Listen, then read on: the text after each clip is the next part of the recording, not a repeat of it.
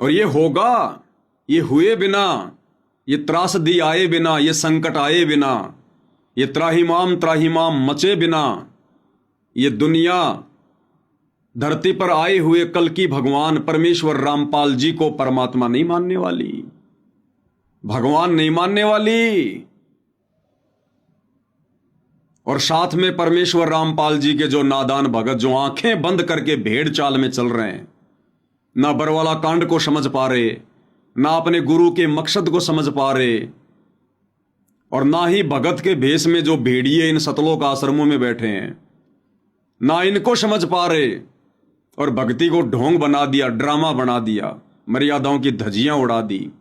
उन भक्तों को भी दिन में तारे दिखेंगे, दिन में तारे, जो इन आश्रमों से जुड़े हुए हैं। अरे टीचर पहले थ्योरी बताता, थ्योरी, उसके बाद में प्रैक्टिकल करवाता है, प्रैक्टिकल। बगैर प्रैक्टिकल के थ्योरी से समझ में नहीं आता।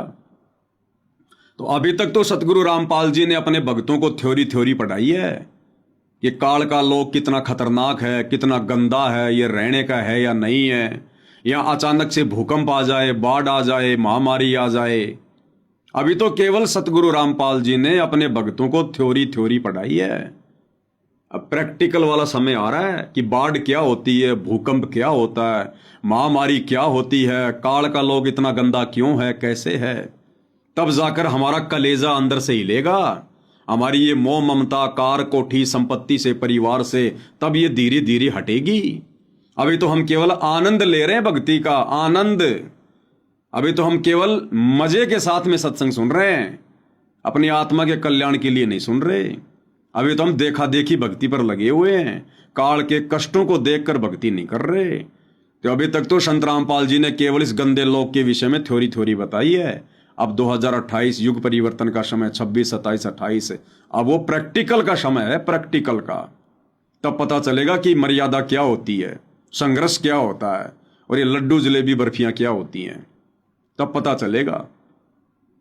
2022 में जब पहली बार AI से वीडियो आया था, जिस वीडियो को लेकर साथ संगत वाले भी काफी भाई भ्रमित हो गए थे,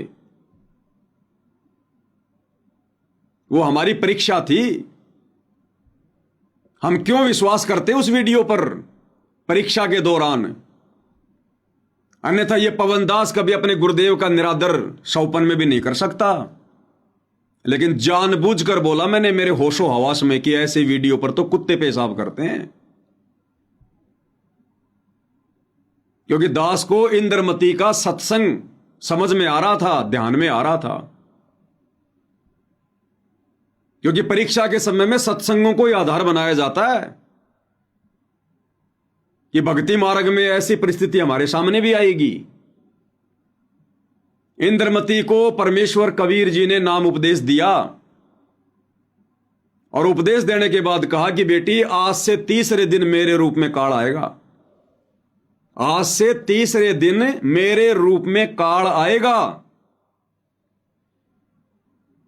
और बेटी वैसे तो अपने गुरुदेव भगवान का आदर करना चाहिए, आते ही तुरंत उनको दंडवत प्रणाम करना चाहिए, लेकिन अब मेरा आदेश है, मेरे रूप में यानी तेरे गुरु के रूप में तीसरे दिन जब काल आएगा, तूने उस दिन दंडवत नहीं करना, तूने उसको आदर नहीं देना और अपना सुमरण करते रहना। और ऐसा ही हुआ। तीसरे दिन इंद्रमती के गुरु के रूप में काल आया, आवाज मारी इंद्रमती, आवाज भी गुरु की और चेहरा भी गुरु का। जैसे वर्तमान में ये वीडियो बनाए जा रहे हैं, आवाज भी गुरु की और कार्टून वाला चेहरा भी गुरु जी का। इंद्रमती समझ गई कि गुरु जी के रूप में काल है, आदर नहीं करूंगी, आदर नहीं करूंगी, ना दंडवत करूंगी, ना इसकी कोई बात मानूंगी। क्योंकि वो आवाज तो इंद्रमती के गुरु की थी, वो चेहरा तो इंद्रमती के गुरु का था, लेकिन वो बातें काल की, वो विचार काल के। इंद्रमती ने आदर नहीं किया और कुछ देर बाद उसका चेहरा सामने आ गया। तो इसी प्रकार 2022 में जो गुरुदेव भगवान का नाम लेकर कि हिसार जेल से गुरुदेव का वीडियो आया है, हम क्यों यकीन करें? इस परीक्षा के समय में उस वीडियो में फोटो तो गुरुदेव भगवान की थी, आवाज तो उसमें गुरुदेव भगवान की थी, लेकिन विचार और बातें उसमें काल की थी, गुरुदेव भगवान के ज्ञान के विरुद्ध थी। तो परमात्मा ने इंद्रमती का सत्संग क्यों सुनाया था कि बेटा उस दिन उसका आदर मत करना, इसलिए पवन दास ने कोई आदर नहीं किया और सीधा सीधा कहा कि ऐसे वीडियो पर तो कुत्ते पेशाब करते हैं।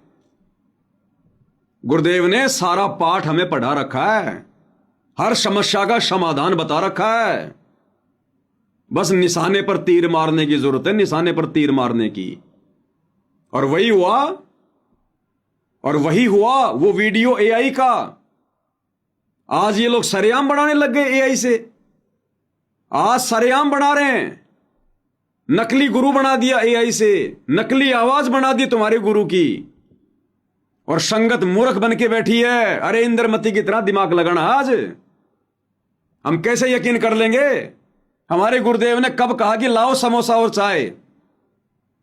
ये तुम्हारे गुरुजी की आवाज में यहां पर बुलवाया जा रहा है एआई से कि लगा दो भगत जी समोसा चाय, लगा दो समोसा चाय। एक बार फिर सुन लो। संत रामपाल जी महाराज स्कूटर को रास्ते में एक चाय की दुकान के पास रोक देते हैं। राम राम महाराज जी। राम राम भगत जी। महाराज जी चाय समोसा लगा दूं? हाँ भगत जी लगा दीजिए। लगा दो चाय समोसा। लग गया चाय समोसा। ये परीक्षा का समय है, परीक्षा का समय। इसलिए संगत में दो भाग बन गए, एक ज्ञानी और एक अज्ञानी, एक देखा देखी में चलने वाला और एक ज्ञान को आधार बनाकर चलने वाला, एक तत्व ज्ञान को आधार बनाकर चलने वाला और दूसरे अपने कोऑर्डिनेटरों को आधार बनाकर चलने वाले। इसलिए दो पार्ट बन गए संगत में।